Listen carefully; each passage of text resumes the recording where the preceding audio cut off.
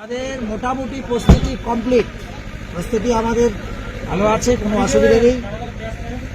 কিন্তু আমাদের অসুবিধাটা হচ্ছে এখানে আজকে লালবাজার অঞ্চল থেকে আমাদের যে লোকজন আসবে, ডাকঘরা বাজার থেকে আসবে, বিভিন্ন বিধানসভার প্রান্ত থেকে আসবে, কিন্তু দুঃখের ঘটনা, অত্যন্ত দুঃখের সঙ্গে বলতে হচ্ছে, লালবাজার হাট, নয়াবাজার, বড়মরিচা, ফক্করের হাট, ডাকঘরা বাজার, শিবপুর চৌপদিতে আজকে তৃণমূলেরা যেভাবে লাঠি সোটা নিয়ে মিছিল করছে, ভারতীয় জনতা পার্টির মানুষজনকে ধমকাচ্ছে, চমকাচ্ছে, এই সংকল্প যাত্রা, বিজয় সংকল্প সভায় যাতে এই কর্মীরা আসতে না পারে তার জন্য সর্বতভাবে চেষ্টা করছে তৃণমূলের কর্মীরা, নেতা নেত্রীরা।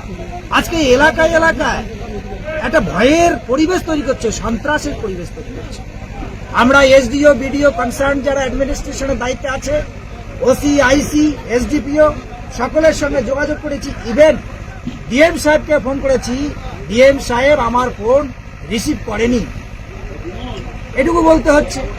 আর আমাদের এখানে শুভেন্দুদার সভা আছে, সংকল্প সভা, সব দিক থেকে প্রস্তুতি আমাদের কমপ্লিট আছে, সম্পূর্ণ আছে। আমরা যা যা প্রোটোকল মেনে করতে হয় তাই করেছি। এখানে আজকে বিশাল সমাবেশ হবে, জনসমুদ্রে পরিণত হবে আজকে আমাদের এই বিজয় সংকল্প সভা, এটুকু বলতে।